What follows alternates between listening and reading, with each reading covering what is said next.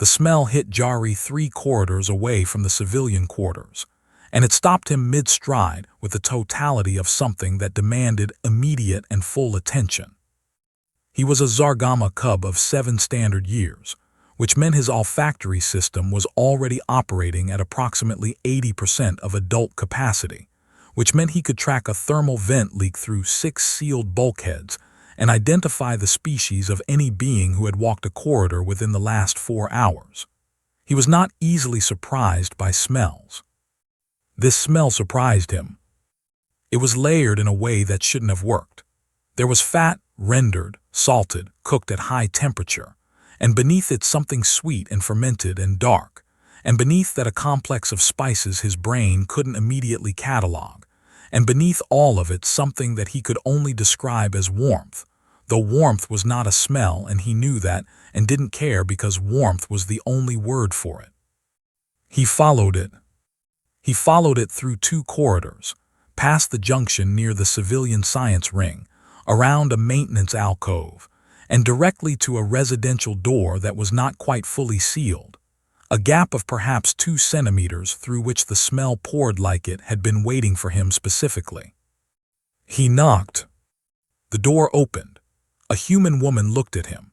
She was slight and dark-haired, wearing clothing with the comfortable shapelessness of someone who worked long hours alone and had stopped performing for ambient audiences. She had a container of some kind in one hand and a bundle of thin golden sticks in the other, and around her mouth there was a faint grease shine that caught the corridor light. She looked at him. He looked at what she was holding. "You can smell that," she said. "3 corridors," he said. She looked down at the container, then back at him. "Huh," she said, with the tone of someone filing a fact away. "Do you want to come in?" Her name was Gwen Miranda, and she was a stellar cartographer, which she explained meant she mapped stars for a living, which Jari found reasonable and straightforward as professions went. Her quarters reflected the work, charts on every wall, some printed and some projected, showing regions of space in various states of being known. A large workstation dominated one corner, currently displaying a sector he didn't recognize rendered in soft blues and golds. He was not, at the moment, looking at any of this. He was looking at the container on her small table, and the paper bag beside it, and the large cup with a lid and a tube, and the assembled components of a meal that smelled like nothing he had ever encountered in his life. "This," Gwen said, settling into her chair and gesturing at the spread with the proprietary affection of someone showing you their home, "is a McDonald's meal. Big Mac, large fries, large Coke." She picked up the container, the Big Mac, and held it toward him. "It is the food of my people." "Your people specifically," he said. "Humanity broadly," she said. "There are those who would dispute the Big Mac's centrality to human civilization, and those people are wrong." She set it down. "I've rigged my replicator to produce the menu. It took me 3 weeks, and I'm not entirely sure it's legal, but the alternative was going without, and going without was not an option I was prepared to accept." Jari looked at her replicator, which had been modified with additional components. He didn't recognize bolted to the side in a way that suggested ambition rather than elegance. "Try a fry," she said, pushing the container of golden sticks toward him. He picked one up. It was warm and yielded slightly under his claw. He ate it.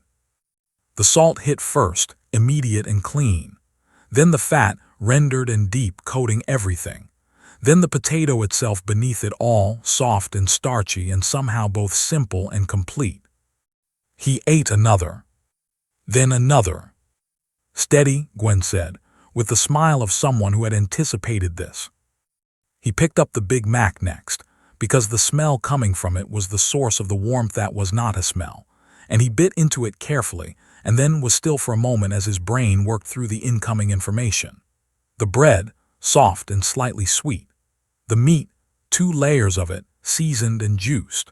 The sauce, which was the complex fermented sweet thing he had smelled from 3 corridors away, and which turned out to be a combination of things that had no business working together as well as they did. The cheese melted just enough. The pickles, which were a completely unexpected intrusion of sour that somehow made everything else more itself. He set it down, he picked it up again, he finished it in 4 more bites. Again, he said. Gwen pointed at the replicator.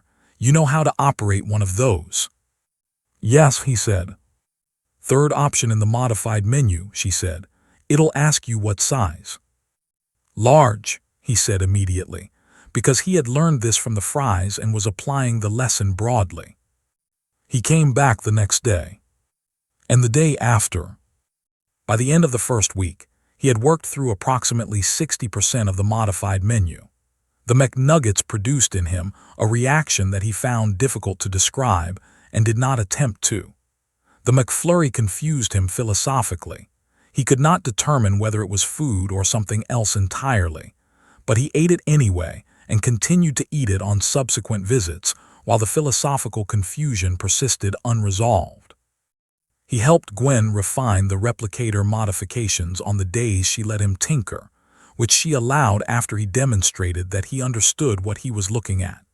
His adjustments improved the output consistency for the fries by a measurable margin, which Gwen acknowledged by ordering him a large without being asked. On the 9th day, sitting at her small table with a quarter-pounder and a view of her star charts, he said, "Other beings should have access to this." Gwen looked up from her workstation. "What do you mean?" "There are 412 beings on this station," he said. "None of them, as far as I have been able to determine, have access to this food. This seems like a significant resource allocation failure." Gwen considered this. "You want to open a restaurant?" "I want to open a McDonald's," he said. "You can't call it McDonald's," she said. "That's a trademark that predates interstellar travel. The licensing situation would be extraordinary." He thought about this. "I will call it something else." "What?" He looked at his quarter-pounder. "Jarries," he said. Gwen was quiet for a moment with the expression she got when she was doing multiple calculations simultaneously. Then she said, "I'll help you with the replicator array. You'll need at least 6 units running in parallel to handle any kind of volume. The modifications aren't simple, but they're repeatable." "I can learn them," he said. "I know you can." She said, "That's why I said it." Securing the commercial space took 3 weeks, 2 formal applications, 1 appeal, and a conversation with the station's civilian operations coordinator that Jari approached with the full stillness and patience of a Zargama on a long track, which the coordinator later described to a colleague as one of the more unnerving meetings of her career. The space he was allocated was a former supply room in the civilian ring that had been empty for 8 months and smelled of old polymer and recycled air. Gwen helped him install 6 modified replicator units along one wall. Jari built the counter himself, with materials sourced from the station's fabrication bay, measuring twice and cutting once in the way that Gwen had told him was a human construction principle, and that he had adopted because it was obviously correct. He designed a menu display and learned the pricing structures for civilian food vendors, and spent 4 days running test batches until the output from all 6 units was consistent. He opened on a Thursday. The first customer was Gwen, who ordered a large fries and a coffee and sat at the counter and watched everything with the proprietary satisfaction of someone who had been present at the beginning of something. The second customer was a Velhari maintenance worker who had followed the smell from 2 corridors away. Only 2, Jari noted, which meant his olfactory advantage was genuine, and who looked at the menu with confusion and uncertainty, and then tried a McNugget at Jari's recommendation, and stood very still for a moment before ordering 12 more. By the end of the first week, there was a line. By the end of the second week, the line extended into the corridor, and Jari had to implement a queue system. He handled it himself, moving through the line with the calm efficiency of a being who had spent his whole life in environments where patience and assessment were the primary tools, taking orders before customers reached the counter so the process moved without interruption. He hired 2 assistants in the 3rd week, both human, both recommended by Gwen, both trained by Jari with a thoroughness that they later described as intense but fair. The station had not had anything like Jarries before. It had food vendors and cafeterias, and the automated dispensary units that provided nutrition without any associated interest or character. What it had not had was a place that smelled like warmth from 3 corridors away and made every being who entered it feel, for reasons none of them could fully articulate, slightly more comfortable than they had felt before. Gwen ate there 4 times a week and paid full price every time, because she said she wasn't going to be the reason his margins suffered. Jari gave her the employee discount anyway, because she was the reason everything else existed. The crisis arrived on a Tuesday, which seemed to be Unity Station 7's preferred day for things to go wrong. It had been building for 2 weeks, a territorial dispute between the Kreth delegation and the Salivar collective over transit rights through a contested corridor of space that both parties considered strategically essential, and neither party was prepared to concede. The diplomatic sessions had grown progressively shorter and louder. Station Commander Osai had deployed 3 separate mediators, each of whom had emerged from the talks looking slightly diminished.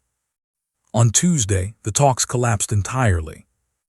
Both delegations withdrew to their respective wings and issued formal statements of grievance through the diplomatic channel, and the station's legal staff determined with some alarm that 2 of the specific claims being made were, under existing interstellar compact law, sufficient to trigger a mandatory arbitration lockdown, meaning that representatives of both delegations were required to remain in a shared neutral space for a minimum of 6 hours while a resolution was attempted. The neutral space designated by the arbitration protocol was the civilian commons.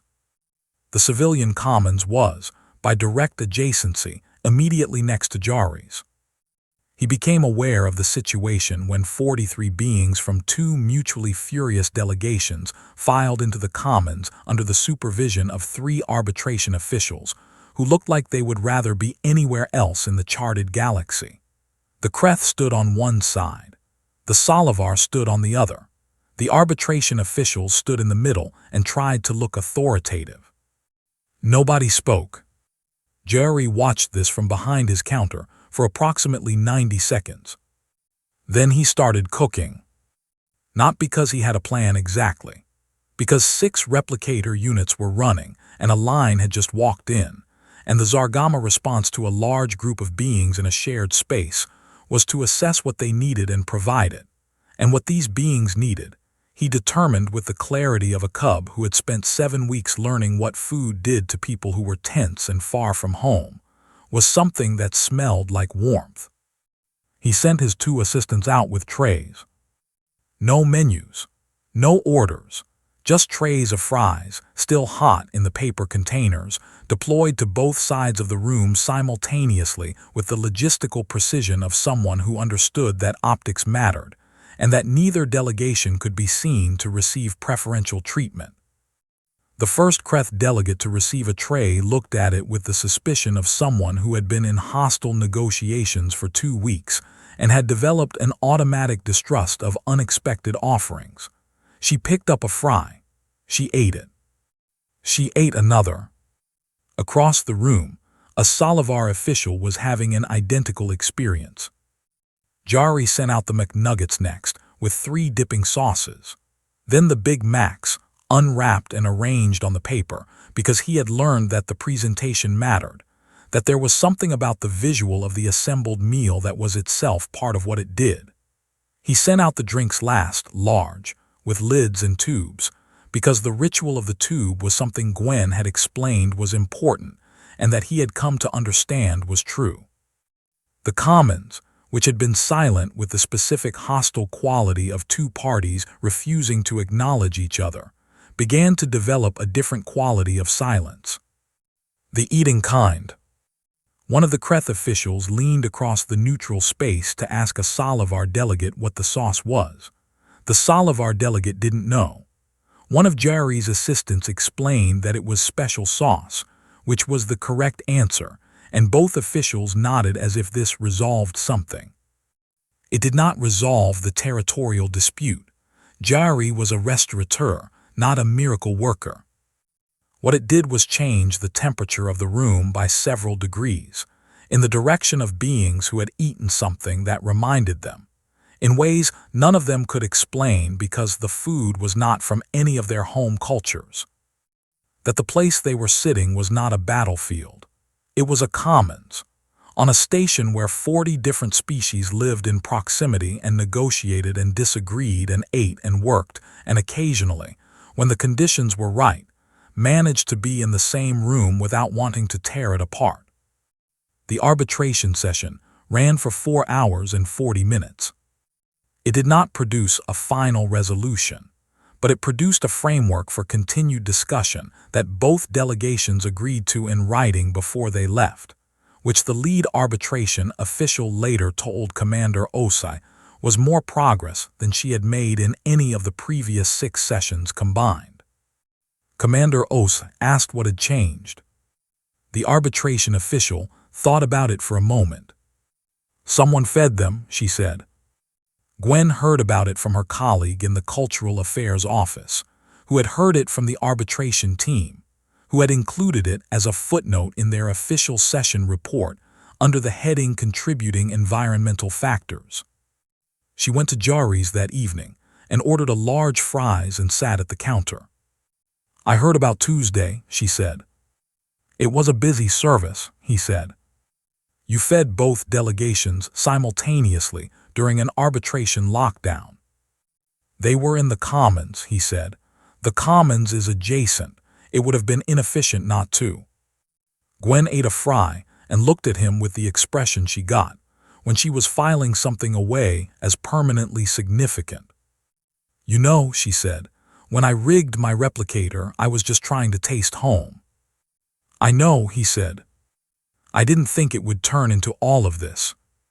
Jari restocked the fry station and checked the output consistency on Unit 4, which had been running slightly cool since the morning.